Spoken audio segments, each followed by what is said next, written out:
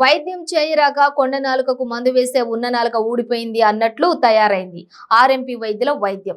పసివాడికి జ్వరం వచ్చిందని RMP doctor private ఆసుపత్రికి తీసుకుపోతే కాంపౌండర్ కు సూది వేయరాక వేయడంతోటే పసివాడి కాలు పనిచేయకుండా పోయిన ఘటన ములుగు జిల్లా వాజేడు మండలం ధర్మారం గ్రామంలో జరిగింది. ధర్మారం గ్రామానికి చెందిన బోగట జనార్దన్ వృత్తిరీత్యా వ్యవసాయం చేసుకుంటూ జీవనం గడుపుతూ ఉన్నాడు.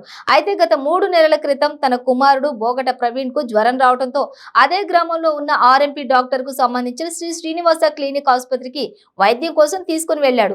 కాగా ఆ సమయంలో ఆర్ఎంపీ డాక్టర్ అయిన సడ్డనపు నరసింహాచారి అందుబాటులో లేకపోవడంతో అతని అల్లుడు శంకర్ అనే వ్యక్తి జ్వరం వచ్చిన ప్రవీణ్ కాలికి సూదిచ్చి సిరప్లు రాసి పంపించాడు. కాగా మరుసటి రోజు నుండి ప్రవీణ్ నడవడానికి ఇబ్బంది పడుతూ కుంటుకుంటూ నడుస్తూ ఉన్నాడు.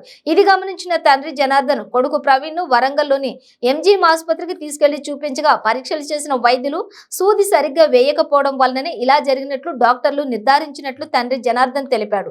కాగా ఈ విషయంపై Sri Srinivasa clinic RMP doctor నరసింహాచారిని సంప్రదిస్తే నాకు సంబంధం లేదని, నువ్వు నా పేషెంట్వు కాదని, మా అల్లుడు కూడా నీకు వైద్యం చేయలేదని బుకాయించాడని. కాగా దీంతో ఆగ్రహం చెందిన జనార్దన్ ఆర్ఎంపీ డాక్టర్ నరసింహాచారితో గట్టిగా వారించడంతో తప్పొప్పుకొని ఫిజియోథెరపీ చేపిస్తే నయం అవుతుందని చెప్పి ఏటూరు నాగరంలో ఫిజియోథెరపీ వైద్యం కోసం 15 రోజుల వరకు డబ్బులు అందించాడని, అప్పటికీ నయం కాకపోవడంతో నా వల్ల కాదని చేతులెత్తేశాడని వాపోయాడు. కాగా తనకు జరిగిన అన్యాయం పట్ల న్యాయం చేయాలంటూ ఏటూరు నాగారం పోలీస్ స్టేషన్లో బాధితుడు ఫిర్యాదు చేశాడు.